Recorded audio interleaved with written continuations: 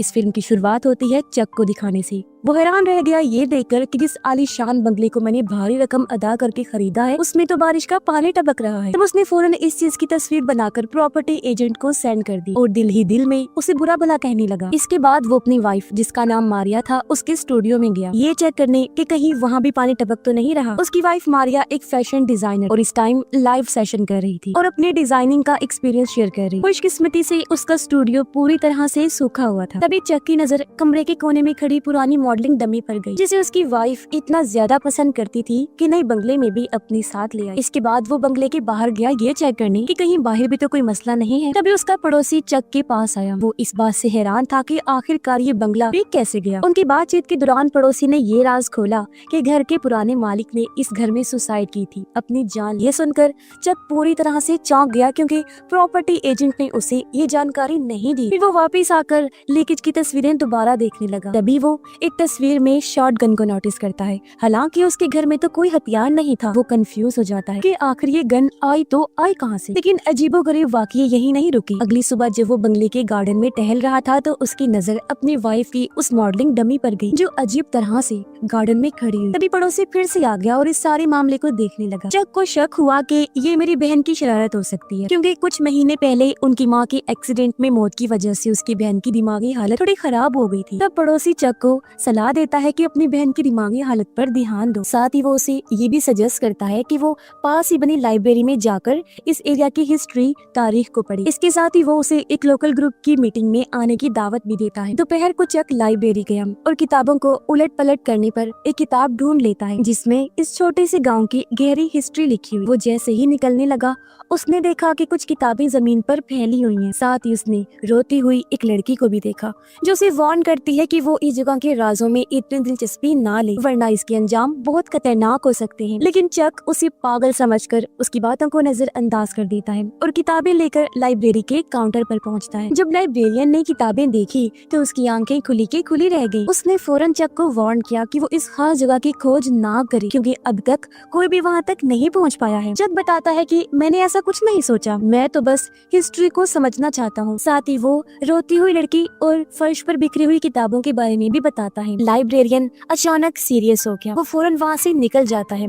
तब चक भी चुपचाप घर लौट आता है। घर आने के बाद उसने किताबें पढ़ना शुरू की जो 1980 की एक खुफिया कॉन्फ्रेंस से जुड़ी हुई। तभी अचानक डोरबेल बजी। दरवाजे के बाहर उसकी एक स्टूडेंट खड़ी हुई थी जो म्यूजिक क्लास लेने आई थी। चक एक म्यूजिक टीचर था और आज उसकी ये स्टूडेंट पहली बार म्यूजिक सीखने आई। शुरू में स्टूडेंट काफी नर्वस हो रही थी। तब चक किचन में पानी लेने चला गया ताकि उसका मूड थोड़ा हल्का हो सके। लेकिन तभी अचानक पियानो की धुन पूरे कमरे में गूंजने लगी। ऐसा लग रहा था जैसे किसी प्रोफेशनल इंसान की परफॉर्मेंस हो। चक शॉक रह गया क्योंकि जब उसने पीछे मुड़कर देखा तो स्टूडेंट तो किचन के दरवाजे पर खड़ी थी। ये देखकर दोनों काफी हैरान रह जाते हैं। जब वापस पियानो की तरफ आता है तो सब कुछ शांत हो चुका था और वो औरत नहीं मिली जिसके बारे में स्टूडेंट ने बताया था। ये देखकर वो काफी डर जाती है, फौरन वहाँ से भाग गई। रात को चक अकेला था क्योंकि उसकी वाइफ ऑफिस के काम के लिए घर से बाहर गई हुई थी। इसीलिए वो पड़ोसी की बताई हुई गार्डन क्लब की मीटिंग अटेंड करने चला जाता है। वहाँ एक बहुत ही सेंसिटिव हसास टॉपिक पर डिस्कशन चल रही थी जिसे आमतौर पर इस गाँव के लोग छूना भी पसंद नहीं करते। मीटिंग में सिर्फ 6 लोग थे। चक नोटिस करता है कि यहाँ लाइब्रेरी में काम करने वाला आदमी भी आया हुआ है। वो लोग एक लड़की जिसका नाम हेलन फोस्टर था उसके बारे में बात कर रहे थे जिसने हाल ही में सुसाइड करने की कोशिश की थी। लाइब्रेरियन बताता है कि मुझे ये सब 1980 में होने वाले उस पुराने हादसे की याद दिला रहा है जब एक औरत हेलन ने अपनी जान ली थी। उसकी बेटी को स्कूल में लगातार परेशान किया जा रहा था, कोई उसकी मदद को आगे नहीं आया। तब इस गुस्से और दुख में हेलन ने अपने घर में ही खुद को गोली मार ली। उसके बाद से ही इस गांव में हर साल एक मिस्टीरियस सुसाइड होती है। लोगों का मानना है कि ये सब हेलन की आत्मा की वजह से हो रहा है। उनका मानना था कि हेलन का घर जिसे अब कोई भी नहीं ढूंढ पा रहा जब तक उसका सच सामने नहीं आ जाता ये मामला थमने वाला नहीं है। मीटिंग धीरे धीरे डरावनी होती जा रही थी, इसीलिए इसे खत्म करने का फैसला किया गया। लेकिन जैसे ही चक बाहर आया उसे पास वाले पुराने चर्च से किसी औरत के हंसने की आवाज आती है। वो घबराते हुए घर आया और अपनी बहन इजाबेल के कमरे में जाता है। इजाबेल अभी भी माँ के गुजर जाने के गम से बाहर नहीं आई थी और अक्सर बुरे सपने देखती थी जिसमें उसे बार बार अपनी माँ दिखाई देती। जब भी ऐसा होता वो चक के पास आकर अपने डर के बारे में बताती ताकि मन हल्का हो सके। किसी शाम इजाबेल के स्कूल का दोस्त उनके घर आया। इजाबेल इजाबेल से मिलने के लिए। वो बचपन से ही इसी गांव में रहता था और उसे यहाँ की कई डरावनी कहानियों की जानकारी। उसने इजाबेल को हेलन की सुसाइड की पूरी कहानी काफी डिटेल में सुनाई। रात को इजाबेल जब सो रही थी तो बाथरूम की लाइट अपने आप ही जल जाती है। वो उठकर लाइट बंद कर देती है, लेकिन थोड़ी देर बाद वो एक बार फिर जल गई। उसे लगा जैसे स्विच खराब है, इसलिए उसने बल्ब भी उतारकर बेड की साइड टेबल पर रख दिया। लेकिन जैसे ही वो फिर सोने की कोशिश करती है, कुछ बहुत ही अजीब होने लगता है। मिस्टीरियस चीजें रुकने का नाम ही नहीं ले रही थी। अगली सुबह जब इजाबेल की आंख खुली तो उसने देखा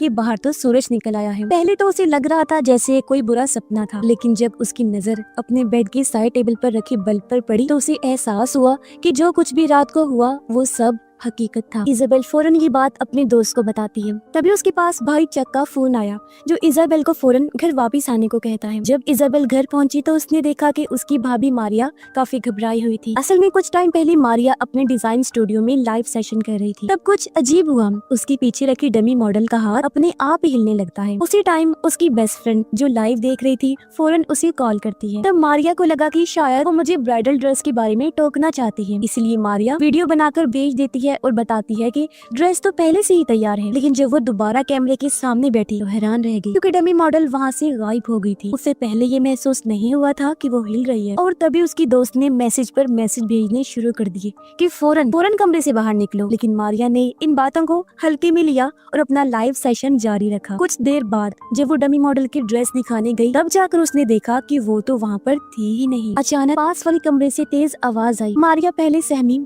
लेकिन फिर डरते डरते उस कमरे की तरफ बढ़ती है। तब जाकर उसे डमी मॉडल की सच्चाई का एहसास होता है। चक ने जब ये सब सुना तो वो टाइम गवाए बिना घर आता है और उन्होंने मिलकर डमी को आग लगाकर जला दिया। चक ने बताया कि इस बंगले का पिछला मालिक यहाँ पर सुसाइड कर चुका है, तो हो सकता है कि यहाँ कुछ बुरी ताकत मौजूद हो। फैसला किया गया कि वो इस बंगले को छोड़ देंगे। इजाबेल को कहा जाता है कि वो अपनी सारी चीजें समेट कर कॉलेज हॉस्टल में शिफ्ट हो जाए। तब उनकी मदद करने इजाबेल का दोस्त भी आ गया। इसी दौरान उसके दोस्त की नजर दीवार पर लटकी एक तस्वीर पर जाती है, जिसमें इजाबेल और उसकी मॉम साथ में थी। उसने इजाबेल को चौंका देने वाली बात बताई। कहा कि इसमें तुम्हारी माँ वैसी बिल्कुल नहीं लग रही जैसी तुमने बताई। तस्वीर में तुम्हारी माँ और मौजूदगी में बिल्कुल अलग लग रही। इजाबेल एकदम चौंक गई। फौरन बताती है कि मेरी माँ तो कुछ महीने पहले ही एक एक्सीडेंट में गुजर चुकी है। ये सुनकर उसका दोस्त भी हैरान रह गया, क्योंकि उसने कुछ टाइम पहले उसकी मॉम को घर में चलते फिरते देखा था। इस उलझन को दोनों सोच रहे थे कि नीचे किचन में बर्तन गिरने की आवाज आती है। घबराते हुए दोनों नीचे पहुंचे, लेकिन नीचे उतरते ही घर का माहौल जैसे पूरी तरह बदल चुका था। कमरे में ठंड कुछ ज्यादा ही हो गई थी। हवा भी अजीब किसी सिसकियों की तरह चल रही थी। उसका दोस्त ये सब बर्दाश्त नहीं कर पाया और किसी बहाने से बाहर चला जाता है। जैसे ही वो गया, इजाबेल को अपने पीछे से किसी के हल्का सा नाम पुकारने की आवाज आती है। डरते डरते उसने पीछे मुड़कर देखा, लेकिन कुछ नजर नहीं आया। तभी अचानक मारिया आ गई और उसे रोकने लगी, लेकिन इजाबेल कहती है कि मैं इस मिस्ट्री का पता लगा के ही रहूंगी। फिर दोनों घबराते हुए अपने अपने कमरों में भाग जाती हैं। थोड़ी देर बाद मारिया के कमरे से चीखने की आवाज आती है। इजाबेल भागकर उसकी तरफ गई। दरवाजा अपने आप धीरे धीरे खुल रहा था। मारिया बुरी तरह डर चुकी थी। वो रोते हुए इजाबेल के कमरे में आ जाती है। उसके चेहरे पर खौफ था और नाक से खून बह रहा होता है, लेकिन उसे खुद होश नहीं था कि ये सब उसके साथ क्या हो रहा है। जब माहौल कुछ शांत हुआ तो इजाबेल का दोस्त वापस लौट आता है। उसके हाथ में पुराना नक्शा था। उसने बताया कि 1923 के प्लानर्स की किताब और शहर के मौजूदा नक्शे को मिलाकर मैंने एक बहुत पुरानी जगह का सही पता खोज निकाला है। नाम है 825 फॉरेस्ट रोड, जो इस कहानी का नाम भी है। चक अब तय कर चुका था कि उस इंसान से वो खुद जाकर बात करेगा जिसने उसकी वाइफ के साथ धोखा किया। इजाबेल भी उसके साथ जाने की जिद करती है। तभी बाहर एक एजेंट आ जाती है जो एक एड शूट के लिए मदद मांगने आई, लेकिन चक को तो उस जरूरी काम से फौरन बाहर जाना था। मारिया, जिसकी हालत पहले से नॉर्मल थी, वो एजेंट की मदद के लिए रुक जाती है। इजाबेल को कुछ गड़बड़ लग रही थी, इसीलिए उसने अपने दोस्त को मारिया के साथ ही रुकने का कहा। जबकि चक और इजाबेल एक साथ उस पुराने एड्रेस की तरफ निकल पड़ते हैं, यानी 825 फॉरेस्ट रोड। रास्ते में चक ने कहा कि अगर ये वही घर निकला ना तो मैं इस घर को आग लगा दूंगा। जबकि उधर मारिया एड शूट में एजेंट की मदद कर रही थी, लेकिन अचानक से एजेंट कोई अजीब सी अनजान जुबान में बोलने लगी। दूसरी तरफ चक और इजाबेल अब घने जंगल से गुजरते हुए एक खंडर जैसे घर तक पहुंच गए थे। खिड़की तोड़कर वो अंदर आ गई और कोई नंबर जैसी निशानी को ढूंढने लगी। इजाबेल धीरे धीरे से ऊपर वाली मंजिल पर गई और देखती है कि ये हवेली अंदर से तो बिल्कुल चक के घर जैसी है। तभी किसी की परछाई उसके पीछे से गुजरती है। इसी टाइम मारिया जो घर पर थी अचानक 1980 के पुराने वाकये की बातें करने लगी। वो कहती है कि मेरी बेटी को स्कूल में बुरी तरह तंग किया गया था। उसने कई बार लोगों से मदद मांगी लेकिन किसी ने हाथ नहीं बढ़ाया। असल में उस औरत की आत्मा जिसने सुसाइड किया था यानी कि हेलन, वो पूरी तरह मारिया की बॉडी में समा चुकी थी। दूसरी तरफ चक को जमीन के नीचे एक लकड़ी का बॉक्स मिला। उसमें बहुत सारे लेटर्स थे जो स्कूल को लिखे गए थे। ये खत एक ही औरत के हाथ के लिखे हुए थे लेकिन सब वापस लौट कर आ गई थी। उसके घर का पता भी खत पर लिखा हुआ था। चक को एहसास होता है कि पहले वाले घर का एड्रेस यानी कि उस औरत के घर का और इस घर का एड्रेस यानी कि 825 फॉरेस्ट रोड एक ही जगह है। यही वजह है कि आत्मा इस घर में आती क्योंकि ये कभी उसका जो हुआ करता था। चक डरता हुआ ऊपर गया इजाबेल को लेने के लिए क्योंकि उन्हें फौरन यहाँ से निकलना था, लेकिन इजाबेल एक जगह चुपचाप खड़ी हुई थी। उधर इजाबेल के दोस्त को भी यकीन हो गया था कि मारिया में कुछ अजीब हो रहा है। उसने जानबूझकर उससे उसकी बेटी का नाम पूछा।